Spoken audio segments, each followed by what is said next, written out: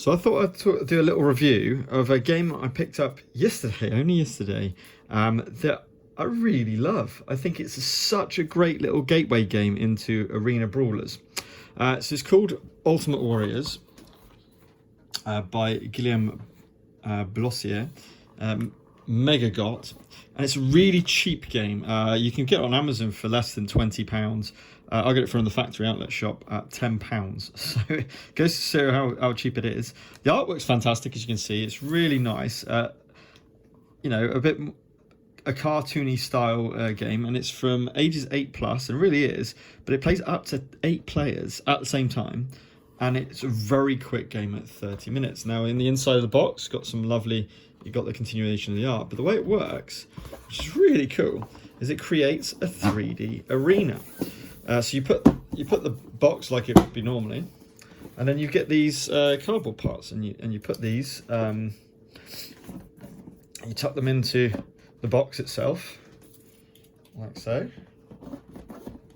And you know, it just, especially when you're playing with kids, it helps to have that 3D board effect. It's a really cool idea. So it then turns into your 3D arena, and then it comes with all the baggies, so you don't need anything extra. And you come with all these characters. Now they are different. So you can see with the health, like 5, 6, 7, 8, 9, 10, 13, 16. And then on the opposite to that is their kind of defense. So they start to get a bit more squashy, easier to attack. So for example, if we get this character, maybe one of the middle characters, like this orc.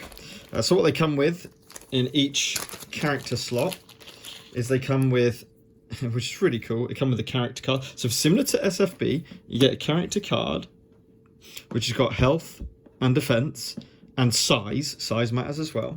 And then the size is kind of denoted with the standee, so it's not miniatures, it's standees, which I really like, because no painting required, just get out of the box and get playing. And you put that on your standee, and that goes into the arena. You then have your little, it's called a lucky charm, which enables you to flip one of your opponent's dice just once in the game. And then you have a number of hit counters equal to your health.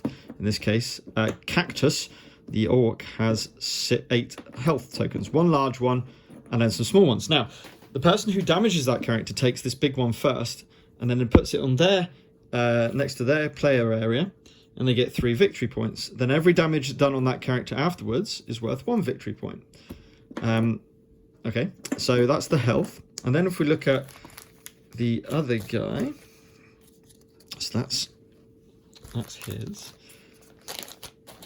So we've got the tree dude, and the art's absolutely brilliant. And not only that, I'll show you in a second, it's got all unique art on the cards as well. Really good for the quality of the game. Nice big cards, so you know, easy to read and everything else. 13 health, only 2 armor instead of 4. But because it's size 13, look, the standee is bigger. The actual standee is bigger, and they've actually done it the size to match the size of the champion. Okay. Then you've got the action deck again. Now, some will have special powers. So this Baobab has got this special power, okay, and it tells you all on this on the rule book, which is really, really small, really concise. 13 hit points again, one that's large for the first wound, and then the rest which are smaller. Okay, so rule book is shows you how to set up the actual board to start with, what you get in the game, the setup, the little bits about what the extra tokens are for, and then a double spread page, literally a double spread page for all the rules, literally all the rules. So it's a real simple game, but it's got some movement. Now this is why it's like Super Fantasy Brawl. It's got some movement with a boot, it's got hand to hand, and it's got shooting. So it's got so it gets you used to that idea of melee attacks and then ranged attacks. It also, you can do distance shooting, which gives you a disadvantage. You've got a lucky charm, which is a one-off, but it uses the idea of initiative. It uses attacking, it uses superpowers. So they've both got super attacks, all the characters, 2 of them in their deck. And what you do in a turn is you've got the access to all of your cards, and you go right. Depending on, let's put him down over here first of all. So let's say you set up anywhere around, and you can, like I said, you can have 8 characters on the board, which is pretty awesome. Hence why, and they can occupy the same area as well. So you can set up in the same area as well. The art and the quality, the production quality of this game is so good. So let's say we look at one of these cards. Let's use this one as our example. Okay, so this is initiative. The higher that is, the sooner you're going to go. Then you follow it from top to bottom. So move a 2, and it changes your armor for that turn. So some of your best attacks will be less armor. Okay, some of your worst attacks will be more armor, and it kind of follows that idea. So let's say he wants to go in here. He needs to move 2 to get into the same area so he can do the melee attack. Okay, so he's gonna secretly choose this card and put it out. Let's just move those up and then put it out onto the board. The cactus player does the same, and again 1, 2, 3, 4, all the way up to 8. Okay, so you've got 8 cards in your hand as the initiative. So he probably wants to go a bit defensive to start with. So probably going to play this one, which means he can go first, can maybe move out of range, and have that high amount of defense. Or do we go for a melee attack? I think actually to start with, let's say he wants to go for a melee attack. So he's going for a high initiative, high defense. That's important. You then both reveal, and then you start to play. So you count down from 8, and then anyone who's 8 will play their card, starting from the one with the lowest size, I think, up to the highest size. So that's how the initiative works.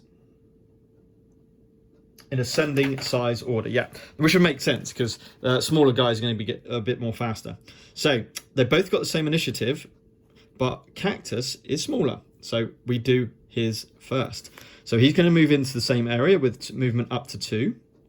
Then he's going to attack for 2. So how does attacking work? So we've got 6-sided dice, and effectively at 7 rounds, by the way. 7 rounds in a game, so the first round is here. And by the way, the reason why these have got these like stones, if you take someone out in the 3rd round, you take a 3 dice attack against you. If you take someone out in the 2nd round, 2 dice, a 3rd round, 1 dice, and then it moves. It's okay from then on because effectively the game is going to be finishing. So let's leave those there. So first of all, Baobab has got 4 health during this particular turn. So all of the characters, you look at all the cards, they're all revealed, and then these are the stats you use for that particular round. The number on here is the number of dice that you roll, hence the black square. So I'm going to roll 2 dice, and I've got to get 4 or more because that's his defense. So roll the 2 dice, and we get a 4 and a 5. Now, Baobab could flip over his lucky charm to flip one of the dice and therefore making 1 miss, but to be honest, he's got so much health he would probably take that. So again, you take the big one first and then the smaller one, so that's going to be 4 victory points to Cactus if he can survive the 7 rounds. Now it's Cactus's turn, Baobab's turn, and he doesn't need to move. He's in the same area, and he's going to roll 3 dice, but he's going to get 5 or more. So he gets a 6, a 4, and a 3, and I think, yeah, Cactus is going to flip over this one by using his lucky charm. Once in a game lucky charm, you don't get that back again, and therefore he misses or whiffs, as it were, so he doesn't get that big token worth 3. So you can see that although Baobab has so much more health, Cactus is a little bit more defensive. He's got a bigger defense pool, and there's some champions, there's one champion with 6 health, I think, who's got loads of defense, so lots of 6s and 5s. Now there's still chances of rolling 6s, but that's where the luck comes. Once everyone's played a turn, move the round token. This stays in play. This one goes away, and then you draw another card, and you go again and again until 7 rounds are up. And it's as simple as that. But with all the different abilities, so this has got 4 dice attacks, so it's really strong. But it's a 1. initiative with only a 4 defense. So, you know, he could be quite squishy. And also, we've obviously used that card, so that can't be used again. So that's used now. That's been put in play. And then you just keep working your way through the ones. But you got some special attacks like this one here. And then if you're ever not quite sure what that means, then you go to the rulebook at the back and you go, right, where is Cactus? He's down here. And this one is the Evil Net. Don't move. Before rolling dice for the hand-to-hand attack for this card, roll 3 dice. If the sum of these dice is equal or greater than the size of your target, his defense for this attack is reduced by 2. Otherwise, it proceeds as normal. Awesome. A kind of pierce, effectively, based on the size of the character. So what I love about this game is it brings in some ideas, some more advanced ideas that, you know, certain, you know, the younger players, certainly in their first few games, won't really understand that and know how to play that. They might, hopefully will figure out about whether they need to be in the same area or one away, that kind of idea. And to be honest, because it's a free-for-all brawl, you can kind of help the players who find it harder and kind of help them to attack you and gang up on you, as it were. But it's just such a lovely game. The production, I love this 3D arena. I think it just adds to the game. It makes it just that little bit extra. Imagine when you have like 6, 8 characters all around the board, or even just playing 2 players, absolutely fine. The cards, I got some great art on them.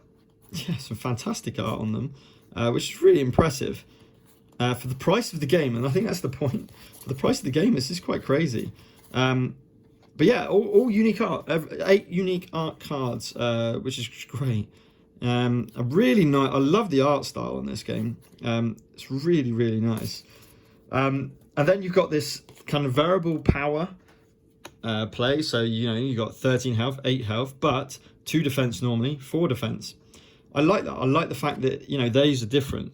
Now, obviously, the 2 defense of here isn't going to make much difference when you're playing these cards, but he also has the 3 defense as well.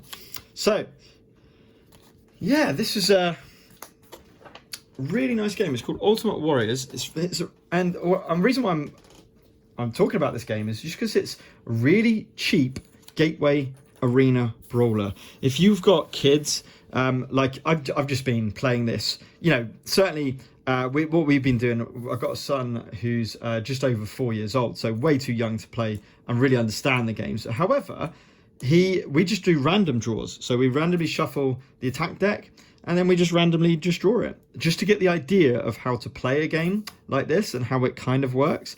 But he loves it. He loves the little art style. He likes the little standees. He loves the cards and the fact that you roll dice. You know, dice rolling is a popular mechanic. Lots of people like to roll dice. I know Super Fantasy Brawl doesn't have that. But if you want that kind of gateway game into a game like Super Fantasy Brawl, I think this is fantastic. It's a small space as well. It's a small box. You get, as I said, what I was really impressed with, they give you a baggies to put all of your tokens and each character pack.